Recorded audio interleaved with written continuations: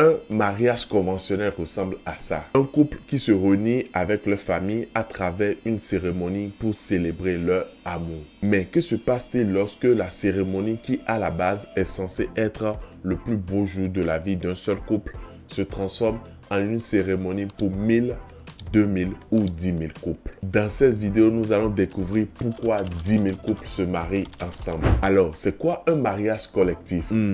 C'est simple. Un mariage collectif est un mariage qui rassemble plusieurs couples qui se marient simultanément dans la même cérémonie. Pour dire simple, c'est un mariage de groupe. Seulement que c'est un grand groupe. Et souvent, les couples ne se connaissent pas tous entre eux. À la différence d'un mariage traditionnel qui est fait pour qu'un seul couple vive un moment spécial et unique, le mariage collectif est fait pour que tout un groupe puissent se marier ensemble. Ils vivent donc un moment ensemble, mais unique quand même. Les mariages collectifs se font dans certains pays comme la Chine, l'Inde et le Népal et d'autres pays bien sûr.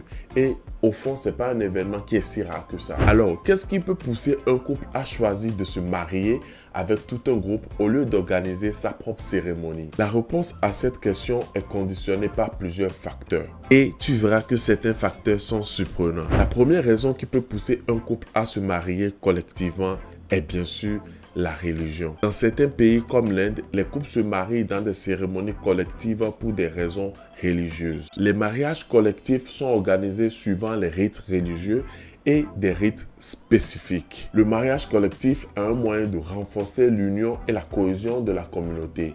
Faire une grande cérémonie fait que le mariage est un événement communautaire où toute la communauté se sent concernée. En Corée du Sud, il y a eu un mariage qui a rassemblé 2500 couples qui se sont mariés dans la même cérémonie.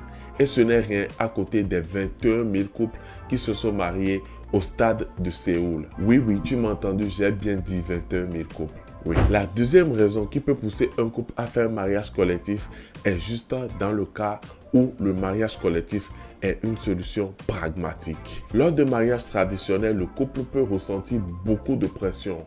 Mais pour un mariage collectif, le poids du mariage ne repose pas sur l'épaule d'un seul couple ou de quelques personnes, mais sur l'épaule de tout un groupe, de toute une communauté. Et bien sûr, cela aide énormément. Lors de périodes de crise, par exemple, un mariage organisé pour tout un groupe a un moyen de ne pas mettre tout le stress sur un seul couple.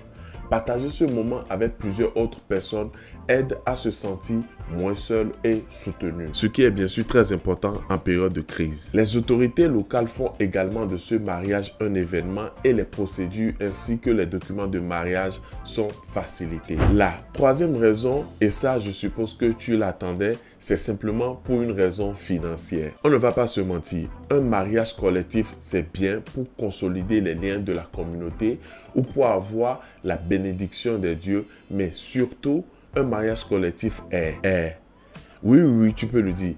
Un mariage collectif est bon pour faire des économies. Lorsque la cérémonie est faite pour un seul couple, la facture est bien sûr à la charge de quelques personnes.